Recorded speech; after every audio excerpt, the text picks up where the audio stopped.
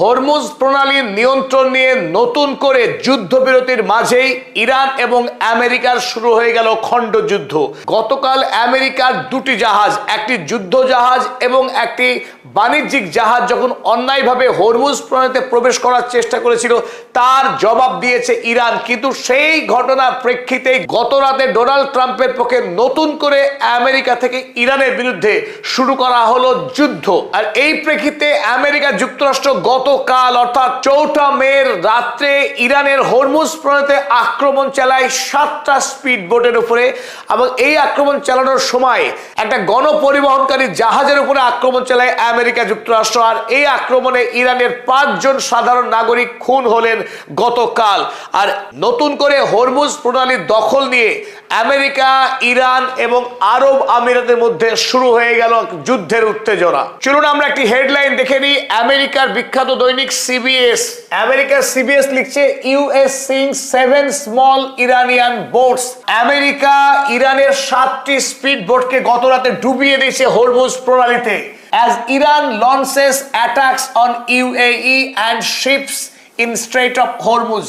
Iran যেহেতু আরব আমিরাতের ওপরে ড্রোন এবং মিসাইল হামলা চালিয়েছে, মিসাইল হামলা চালানো হয়েছিল আমেরিকার যুদ্ধ জাহাজ এবং বাণিজ্যিক জাহাজকে লক্ষ্য করে। তার জবাব হিসেবে আমেরিকার পক্ষে নতুন করে শুরু করা হলো ইরানের উপরে আক্রমণ। আর ডোনাল্ড ট্রাম্প যেহেতু 60 দিন অতিক্রান্ত হয়েছে আমেরিকার পক্ষে ইরানের বিরুদ্ধে যুদ্ধ, তাই এই যুদ্ধের নাম আর এপিক ফিউরি তিনি বলতে পারছেন না আইনি কারণে। এই মুহূর্তে ডোনাল্ড ট্রাম্প নতুন নাম দিয়েছেন ইরানের বিরুদ্ধে যুদ্ধে, আর সেই যুদ্ধের নাম দিয়েছেন প্রজেক্ট ফ্রিডম। তিনি বিশ্ববাসীর কাছে আরো একবার বিশ্বের সর্বশ্রেষ্ঠ নেতা, মানব জাতির ত্রাতা হিসেবে নিজেকে জাহির করতে প্রস্তুত হয়েছেন এই যুদ্ধবাজ রক্তপিপাসু নেতা ডোনাল্ড ট্রাম্প। তিনি আরো একবার পশ্চিমী দুনিয়ার মানুষের কাছে নিজেকে মসিহা রূপে তুলে ধরার চেষ্টা করছেন। ভিডিওর এই পর্যায়ে একটি দরকারি বিষয় শেয়ার করি। আপনারা যারা ছোট বা বড় ব্যবসা করছেন তারা জানেন সেলস, ইনভেন্টরি আর অ্যাকাউন্টিং আলাদাভাবে সামলানো কতটা ঝামেলার। সবকিছু ম্যানুয়ালি করলে যেমন সময় নষ্ট হয়, তেমনি ভুল হওয়ার সম্ভাবনাও বেড়ে যায়। এই সমস্যার সমাধান হতে পারে উডু। এটি মূলত একটি all in one business management software. সহজ কথায় আপনার ব্যবসার ওয়েবসাইট তৈরি, কাস্টমার হ্যান্ডেল করা, স্টক ম্যানেজমেন্ট এবং ইনভয়েসিং সবকিছুই আপনি একটি প্ল্যাটফর্ম থেকেই করতে পারবেন। এজন্য উডুতে রয়েছে 45টারও বেশি বিজনেস অ্যাপ্লিকেশন।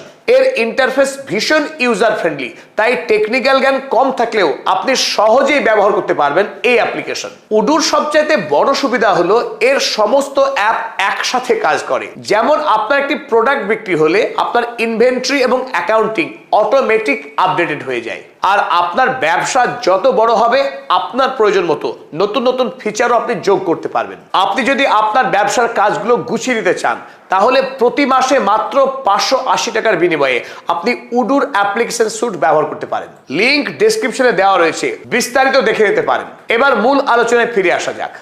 পারস্য উপসাগরে যত বিদেশি ট্যাঙ্কার এবং জাহাজ আটকে আছে, সেই সমস্ত বিদেশি জাহাজকে তিনি মুক্ত করে দেবেন এবং বিশ্বে যাতে জ্বালানি সংকট না হয়, এই পারস্য উপসাগরীয় সকল দেশ থেকে অবাধে যাতে তেলের বাণিজ্য শুরু হয়, সেই বাণিজ্যকে মুক্ত করতে এসেছেন। আর এই লক্ষ্য নিয়েই তিনি এখন হরমুজ প্রণালী খোলার এক মহৎ অভিযান চালাচ্ছেন বলে দাবি করেছেন ডোনাল্ড ট্রাম্প। তবে তার আগে আপনাদের জন্য দেখায় ইরান গতকাল সারা পৃথিবীর মানুষের জন্য হরমুজ প্রণালীর কতটা এলাকা এই মুহূর্তে ইরানের দখলে আছে তার একটি মানচিত্র প্রকাশ করেছে। চলুন আমরা সেই মানচিত্র দেখে নিই। এই মানচিত্র দেখলে আমাদের বুঝতে সহজ হবে ঠিক কোথায় কালকে ঘটনাটা ঘটেছিল আক্রমণের। এই যে আপনারা দাগ দেখতে পাচ্ছেন এখানে, এই পারস্য উপসাগরের যে চোকিং পয়েন্ট, তাকে এইখানে একটি দাগ দিয়েছে রেখা অঙ্কন। আর বিপরীত দিকে ওমান উপসাগর দিকে আরো একটি রেখাঙ্কিত করেছে ইরানের প্রশাসন। তারা জানিয়েছে এই মধ্যবর্তী অঞ্চল হরমুজ প্রণালীর এই অঞ্চল গোটাটা এখন ইরানের নিয়ন্ত্রণে।